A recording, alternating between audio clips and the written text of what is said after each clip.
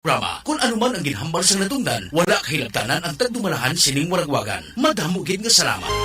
Mayng aga sa aton mga pinilangga nga mga nagpalamati, sa aton nga tubtub sa malabutan sa aton nga tingog, ari kita sa aton nga programa kadalagan sa agrikultura. Ini nga programa ginadulong sa inyo sa Department of Agriculture, Regional Office 6 sa pagpanguna ni Director Emeline Picoter, kaupo ra duha ka Technical Directors, Engineer Jose Albert Barogo kag Dr. Peter Sobrevega. Sa sini nga aga, manaya-naya gid nga panahon subong nga aton nga makita kag medyo medyo mabugnaw no, instead nga daw kainit pero subong nga panahon dumagatimpla-timpla nga aton nga tiempo. So maayo gid nga pagpangapi-kapi sa aton da nga mga manugpalamati no, sa aton nga mga mangunguma, mga ngisda, ang aton gid nga mga nagapamati subong nga programa bisan diin man kamo subong sa bilog nga kalibutan no, kay at least may nakita kita nga naga-comment sa iban pa nga pungsod. So, mayong aga sa tanan, no? Kag sini nga aga, may isa naman kita katopiko nga pag-dalon sa inyo, nga isa ini siya ka programa sa nga Provincial Government of Negros Occidental. Of course, inigali nga programa man ginasakdag man sa aton nga provincial government, headed by our beloved Governor Bong Lacson, kaupo ang iya nga Vice Gobernador. So, of course, ang aton man nga ginapanamyaw, no? Before tabang sugod, ginapanamyaw naton sang mayong aga man ang aton nga mga kaupod sa Office of the Provincial Agriculturist sa pagpanguna ni Dr. Edmundo Raul Y. Kausing, kag of course sa tanan-tanan nga mga divisions, no?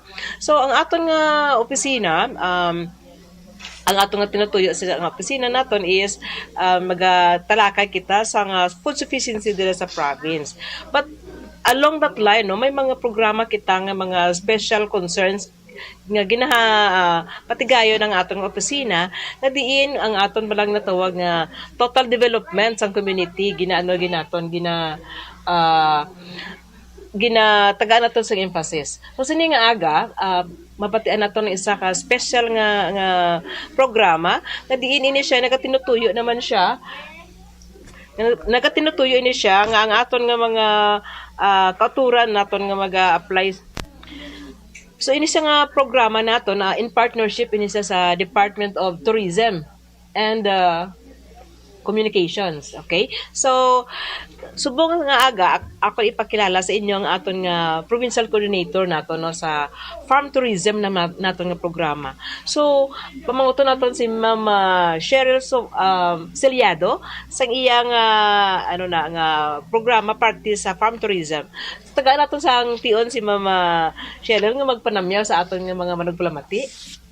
Mayang aga sa tanan, mayang aga sa imo Ma'am Lucila, sa tanan ng palamati sa subong nga aga. Okay. So, ang ako subong nga upod, kay wala kita ang batian lang nato ng tingog sini nga aga, pero si Ma'am Cheryl ni nang malawig naman ang iyang pagserbisyo sa aton nga probinsya, kag of course no sa iyang pagserbisyo sa probinsya, madamo naman siya sa mga lugar nga nakatuan. So, haom gid ini sa iyang posisyon bilang coordinator naton sa provincial coordinator naton sa farm tourism. So, ma'am, pwede naton mahibaluan kung ano bala ining natawag nga farm tourism kag paano ini siya na makabulig sa aton diri sa aton nga mga interested naton nga mga listeners or mga farm tourist areas naton nga na-identify. Ano ma'am ang programa sang farm tourism? So, ang farm tourism, mga ginatawag, bali sa duwa ni ka-word, ang farm kag tourism. Syempre, farm tungod sa panguma, kag ang turismo, ang paglagaw o paghatag sang relaxation sa aton mga bisita, kag mga kliyente nga gusto magpatawhay. Magpatawhay, hindi lang sa mga mall, sa mga lalagawan nga mga amusement park, kundi ila binagid sa mga kaumhan sa langhap sang preska nga hangin kag sa paglantaw sa mga maayo nga mga talan-awon sa kabukiran. Yes, no? Kanami sa iya nga konsepto sunit. Tungod kay inabalang relaxation, paghambal kita mga relaxation daw, siyempre kung ang mga tao dito sa Negros, no? Stress na sa mga obra, sa mga, Yes, labi na sa after sang pandemic, no? Daw ka, gid. So, kinahanglan natin nga mag-unwind, mag-relax.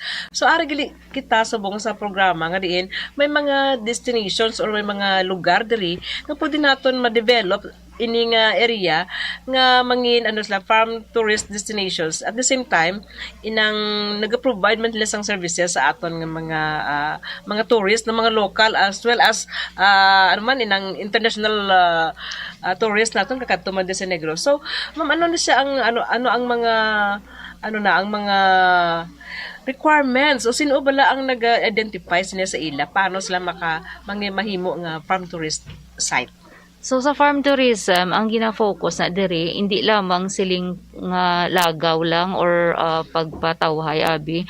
Sa farm tourism, ang ginatagaan naton focus nga ang farmer hindi lang produce ang iyang mga kararuton kundi makahatag man siya sang training kag education sa mga bisita nga nagakadto sa iyang uma. And at the same time, while producing nagahatag man ni added income sa iya tungod for example mahatag siya mga entrance fee sa pagsulod sa ilang area. So added income ina para sa aton mga mangunguma sa mga farmers nga gusto mag-venture sa farm tourism.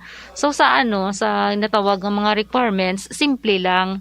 Kung gusto mo nga mag-farm tourism ka kag natawag nga may duha ni siya ka klase mo ang farm tourism, may kita nga tawag nga day farm kag ang farm resort.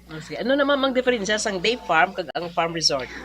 Ang farm resort amo ni siya ang farm nga ideal gini sa mga day tours or lang blalagaw lang bla sa isa ka adlaw. Wala sang tulugan, no? Kag oo, kag wala niya ga-offer accommodation. Kag usually ini nga mga lugar makita ni siya sa mga malapit bla sa mga highways or mga very accessible areas bala. Kag ang main business sini is agricultural production, hindi siya naga-focus sa accommodation. Okay. Oo. Sa mo ay nga difference sa hotel nga sa pension house nga makita naton diri. So dapat siya may added sa gali nga serbisyo. Yes. Okay. Oo. So ano naman to ma'am ang gin-explain mo na to ikaduha nga kind of naton? Oo. Site So ang ikaduha nga site amo ni siya ang farm resort. So sa farm resort naman niya naga-produce sila agricultural products at the same time naghahatag sila accommodation services sa mga bisita. So while offering the accommodation, they're also offering activities for enjoyment sang mga bisita, most especially mga interactive on-farm activities like mga fishing, pick and pay, mga eat all you can, no? mga eat all you can, pwede gid sila. Like for example, labi diri sa sa Concepcion may mga lansones nga mga so pwede ang isa ka farm tourist naton nga may amo na nga feature sa iyang farm pwede siya ka offer sang oo, pwede gid siya. O kag sa kagina gali sa gin pamangkot mo Ma'am Lucila, no? Bal mo kung ang mga requirements. Yes. Oo. So sa both para sa day farm kag sa farm resort, dapat ang ilang location is generally safe and peaceful. So ang lugar nila dapat do layo bra sa mga kagamo, no?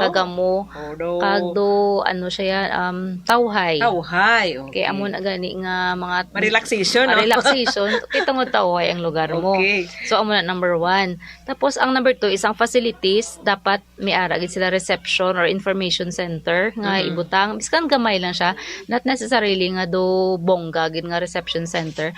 As long as may ara lugar nga pag abot sang bisita dira sila dayon makapahuway, no? Yes, makapahuway kadali kag bali makapamangkot do front kung sa hotel pabla do front desk siya kumbaga. Okay, so meaning to say mayara sila area nga for accommodation. Sunday tour lang sila pero mayara siya for maka-accommodate sa bisita, may mahandong kag at the same time pwede da nato makita man ang services like for example ang tourist guide naton nga mag-assist sa aton mga bisita. So ano pagid ang makita nato? Ano pagid ang mga requirements? Oo. Kag sa amo to sa information center dira man na mismo i-briefing sila sang tour guide. Oo, sa amo Okay. ng area. So, accommodation or the information center. Yes. Tapos, dapat, as much as possible, dapat may parking space gid. Okay. Oo, biskan gamay lang siya, pero do may space gid na para maka-park ang mga salakyan sa atong Yes, mga oo. bisita. Then, this is optional. Dapat may dining or restaurant. Pero sa iban nga mga areas naton is optional na siya. Pwede man nga wala ka mo ga offer sang restaurant type nga nga setting. Okay. So number 4 na tanong, dapat is either kung mag day farm ka man o kung mag farm resort, dapat may farm guide ka gid. Kang ina nga farm guide dapat well versed gid siya sa Sa mga pictures, yes, no? sa features ng imong nga resort. Kundi na dapat dalon sa mo nga oras, no? Kay Yes. kay there are may mga tao bala nga maselan siguro sila sa init or whatever. So, pinito say na kabalo siya kung during this time dinamping area nga daw mas safer to go there or what daw hindi ka expose sa adlaw or amo na bala. So, amo na isa sa mga requirements, okay? Pagtapos, ang farm guide, kailangan nga kabalugid siya kung anong mga amenities and components na gina-offer sa inyong farm. Okay. Then, next one is, dapat may souvenir shop or mini trading area. Or bisan gamay lang siya nga corner, nga dira bala nga display ang mga produce sang farmer nga pagpuli sa nga itong mga bisita, may paklon sila or may bitbiton sila nga halin sa inyong farm. Oh, yes. Either fresh produce siya or ang mga na-process nga halin sa imo nga farm. Yes, okay. So, amo na siya ang sa aton nga day farm. Kag sa aton nga farm resort naman niya, aside sang na-mention ta nga nauna, dapat sa farm resort, so accommodation, may comfortable area sila nga pwede makatulog. Yes. Tapos may restaurant, kiti nag-overnight sila, so dapat mag-offer kagid pagkaon sa ila. Then, may infrastructure support like ang road dapat very accessible siya nga hindi mabudlay na ato mga bisita. Tapos, presence of electricity, tubig, importante gina, kag communication. Yes. Dapat, ang aton nga area is secured man siya, kag kung may mo pa lang, dapat may security personnel nga naka-on duty.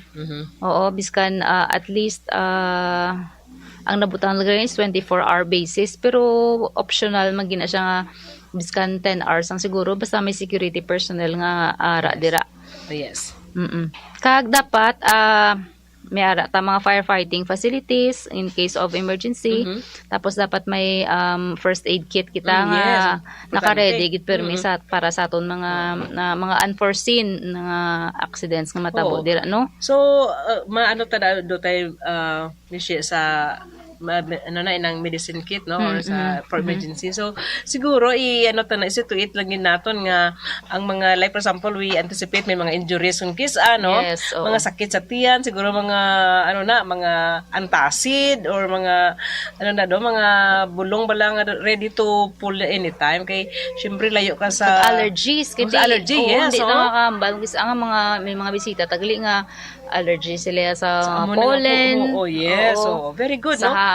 sa hangin ng gisa amera yung mga bisita nga do lain nila nga kon sa ang skin nila very sensitive. Very sensitive, yes. Very good na. So, hinalang nga may amon ang mga provisions ang aton nga na. Dason, siguro, additional naman lang naton kung ibutang is, lang mga personal hygiene naton nga mga supplies, dapat available man. Kaya kisa, di ba may mga experience ka nga magkadto ka sa isa ka lugar, makakadala habon, makakadala shampoo. Oo. Basic, So, dapat basic ara. mga toiletries sa Yes. sa overnight stays nila dapat may basic supplies ng ibutang Correct. nila. Oo. Then, sa aton pag sanitation, so Yes, dapat importante.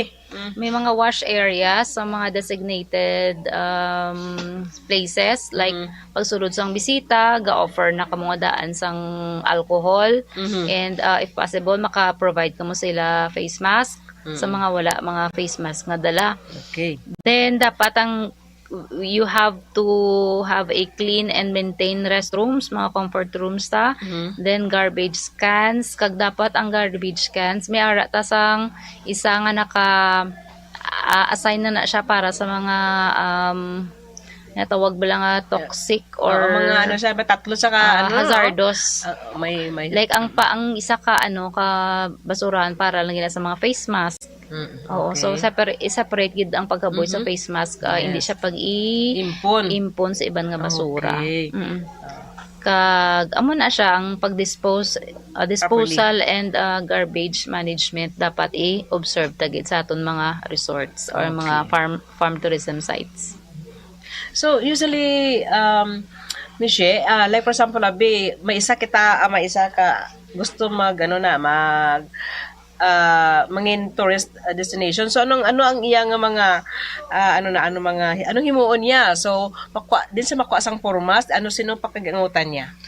Oh, sa kung gusto naging nga interesado kag kung makita tabi nga do almost ready na ginang iya area. So ang primary documents nga ihanda niya is updated DTI permit, kag updated nga mayor's permit. Ano nga, tinambal mong updated ni siya, pila ka tuig dapat ang requirement nga nag-exist na siya? Dapat ang iyang operation ay subong dapat at least 1 year na siya ga-operate. 1 year. 1 year nag-operate. Ang iyang operation every year is hindi siya magnubo 3 months. Like for example, may ara ta mga areas nga orchard, mga farm tourism sites nga nag-offer mga pick and pay, do fruit orchard, di ba hindi man niya bilog na tuig gapamunga ang mga fruits yes. niya. Kasi seasonal mo, O kay seasonal gid siya. So for every year, at least maka-operate siya 3 months. Okay. Oo. Okay, sige. Ano pa ang mga document niya nga? Also, amo to dapat updated gid ang iyang DTI. Example, mag-apply sa subong 2022. So dapat ang iyang mayor's permit, ang DTI permit is 2022 man. That's for individual proprietorship or sole proprietorship. Pero kung corporation or partnership, so prepare ang iyang Securities and Exchange Commission sa SEC o SEC nga certificate o SEC registration ng iyang i-prepare. And so far amo lang na anay ang primary documents nga i-prepare pag-apply nila. Then, ang form naman, they can access it online through www.accreditation.tourism.gov.ph. So, pwede nila ma-access dira, pwede sila din makahimo sang ilang account, kag i-comply nila ang application form nga dira makita sa online. Pero kung like for example, ang iban nga mga areas wala nga do hindi gid mayo ang internet connection, kiti sa mga uma na gid pwede gid sila makapabulig sa aton mga personnel diri sa OPA nga maka-fill up sila sang sang application form nga i-handwritten ng nila. Then ang OPA personnel nala ang maka sa ila online. Register sa ila online. Okay. So, ma-assist kita. So, maka-assist ang meaning OPA. to say, pwede sila makapa-assist din sa office. So, yes, pwede good. Okay. So, regarding that, pwede natin makuha ang imong, can you give them sa ila, imong personal nga contact number or sino nga ato nga gina-refer kung may mga tao nga gusto mag-contact sa aton sa office. Okay. So, sa mga gusto, sa mga interesado nga mag-venture into farm tourism business or as additional sa ilang pagpanguma, so pwede sila makakadto sa Office of the Provincial Agriculturist with the phone number 445-6413. Kag pwede man sila maka-email, makahimo inquiries sa aton nga email ad opanegok@gmail.com. Kag pwede gid sila maka-text sa aton nga Farm Tourism Coordinator. Amo ni ang number. Okay. 0928 579 7864. 7864. 6'4". Okay. Yes, o kapangitaon ng nila si Miss Cheryl, ang inyong abang lingkod. Okay. So, Michelle, kanami din sa imong nga mga pagiya, no? So far, subong, Michelle, pila na subong ang existing naton nga nakapasar na sa ang aton nga mga gintalana nga mga requirements ang DOT at the same time sa imo man nga na katuan, no? Pila na subong ang aton nga farm tourist destination dire sa Negros nga under sa imong coordinatorship, pila na ato na pa-approve dire sa Negros? So far, since last year, we have accredited 4 additional farm tourism sites. Pag sinuna sila, Michelle, pwede natin malawag. Sa Mursya, may ara kita dara ang Bings Organic Farm under kay Pastor Silvestre Estrao. Ang gina-offer niya na is more on pick and pay, fruit orchard, and at the same time may mga hydroponics na siya nang makita. Ano nga fruits ito may available? Nagakuha na da siya, naga-eat all you can na siya sometimes, pick and pay, lanzones, Okay. rambutan, tapos may mga durian man da si Pastor. Kag ano pa to, mga pomelo daw mo siya pomelo, and then mayara siya mga hydroponics nga mga vegetables, mga high value crops. Then sa Mursya natano, so makadto ta sa Bago, Sa Bago. Okay. maturta sa Bago, mayara ta dira sang Infotech, ang yan siya provincial government na siya nga own nga training center. Yes. Amo na sa Negros First Organic Technology Center. Tapos mera man kita sa Kabangkalan. Amo na siya ang Dendens Farm, makita ta siya sa Barangay Tapi, Kabangkalan. So ang tagiyan na dira si Mr. Marlon Kahenta, ang gina-offer niya man niya is learning site siya kay damo na naga-conduct training sa iyang area. Then, isama na siya ka ATI, Accredited Learning Site, si nung Kusog. Then, damo na siya mga farm animals, fruit trees, kag mga vegetables. Kag subong, damo naman ang iya. Nag-venture naman siya sa rabbit production. Then, sa Kabangkalan, no, may ara, matadayon sa balik ta sa sa norte. Okay. Ang Yanchi Rabbit Farm, makita tayo na sa Barangay Quezon, San Carlos City. Ang yan naman ang gina-specialize. Damo na siya mga rabbit. Tapos may aviary man na siya, mga lovebirds nga makita dito, ginapamaligya man na for sale, no? Okay. Kag different mga fruits and vegetables. Wow. Then subong may ara man to siya bag-o nga component sa farm niya, ang iya nga hito production. Wow. So, ika-4 na ta. Okay, sino na to? So so amo na siyang pinakabag-o, no. Kag sa Silay pagali before malipatan nato na ang Silay, may ara dira ang RSV integrated farming system, ginapanag-iyahan ni Manong Rodolfo Villarinia. Oo nga, aton nga nga cacao Producer. Oh, yes. Cacao producer na siya. Producer natin one of the awards man nasa region actually. Oo, Okay. one of the SEC, awards no? sa high value crops Yes, sa una sa panaad tabla nga mga awards. Yes, produkto na sa aton nga panaad nga award. So, sana anong makita nato dito sa iya nga farm? So kay nung Dulping naman niya, syempre Cacao. Cacao gid siya Ano ba, makita be? naton sa iya. Yes. Kag naga-produce na siya sa buong iya nga own cacao cacao kokwa tawag sina Choco. tableya. Tableya, yes. Tableya. So meron sa Dulpings tableya, meron siya sang do processing center. Diba? Yes. Oo, makita ta na sa mga sa mga display centers diri sa Ayala. Oo, Dulpings tableya. Okay. Then kag aside from apat na nga bag-o na nga gina-accredit, no, may ang tanga na mga existing nga mga farm tourism sites nga accredited man. So lawagon ta na lang sila, no, ang mga makadto sila. Okay. oo, mga daan na ni sila nga mga nauna pa ni sila nga mga na-accredit sa DOT. So we have Buro-Buro Vermi Farm sa Talisay. Next. So mayara mata 26 Herb Garden dali lang sa Bacolod City, sa Lacson. 26 Lacson Street. Okay. Yes, ang Fresh Start. Start sa Sumag. Oo, Yes, ila man na dira ang Sa may North Point. Ara pa na sila? ang ilang nga farm ara is sa Talisay. Talisay, okay. Then ang JKN Fruit Farm sa Talisay, Manigyapon. Then we have Melbas Farm sa Talisay. Then we have Nature's Village Resort. Tourism site man siya, farm tourism site man siya na consider. Ara sige po sa Talisay. Ang Uwatax Farm, herb garden sa Talisay gyapon. Then we have Piñalosas Farm sa Victorias. Guerreros Farm sa Talisay man siya gyapon. Then sa south naman niya ara ang Bewell Organic Farm sa Bago. No. Okay. Nakatok gina iya. Yes, kay Ma'am Gina. Sa ang Peace Fund ara sa Binalbagan kay Sir Jet Orbida. Yes. Ang Rafa Valley naman, Place of Wellness, ara niya sa Don Salvador. Yes. Then, we also have Maze Garden sa Bacolod City man na siya. Okay. So, all in all, 20 na sila kabilog nga accredited as of 2022. Yes. Okay.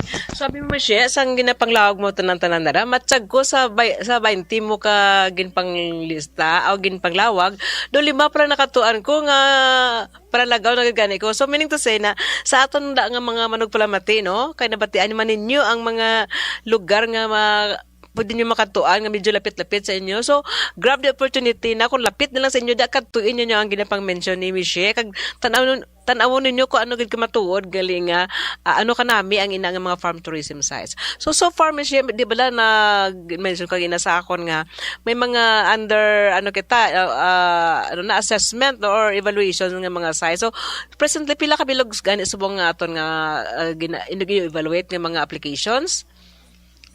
So far, as of January to March, we have at least 4 na nga na-assist, and then we will have an additional farm to be evaluated or to be inspected buwas aga. So sa mga taga Pontevedra da makadto kami da tomorrow sa Barangay Miranda kay may and that will be not tomorrow but because this is medyo so sa na siya Wednesday, no?